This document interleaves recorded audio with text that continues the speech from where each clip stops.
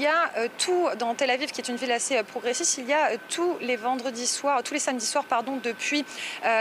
des mois, des manifestations anti-gouvernement, anti-Benjamin Netanyahou, essentiellement pour protester contre le projet de réforme judiciaire. Évidemment, samedi dernier, vous imaginez bien qu'il n'y avait pas eu de manifestation. Ce sont des manifestations qui d'habitude brassent énormément de gens, des gens qui viennent de tout Israël pour se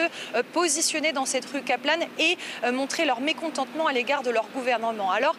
hier, il y a eu deux manifestations. Une première dans l'après-midi à laquelle nous nous sommes rendus avec mon collègue Andrew Iliar, qui était initialement organisée en soutien aux familles de victimes, de personnes kidnappées ou bien tuées dans les atrocités commises il y a une semaine, vous l'avez dit, mais qui ont fait ressurgir des dissensions en interne, qui ne s'exprimaient pas, ou en tout cas qui n'étaient pas très visibles pendant quelques jours, alors que le gouvernement appelait à l'unité derrière le peuple entier et derrière l'armée. Et bien hier, nous avons rencontré des gens qui nous ont dit des choses qui sont extrêmement mal perçues, surtout en ce moment par une grande partie de la population. Une femme notamment qui scandait quelques minutes avant qu'on l'interviewe « prison, prison » avec une dizaine d'autres personnes, prison sous-entendu pour Benjamin Netanyahou, qui nous disait certes le Hamas ce sont des animaux, ce sont des prédateurs, je cite ces mots, mais là où nous en sommes aujourd'hui, c'est parce qu'il y a eu 57 ans d'occupation et ce sont ces termes, des termes qui ne passent pas auprès d'une partie de la population. Il y a eu beaucoup de joutes verbales parce qu'encore une fois,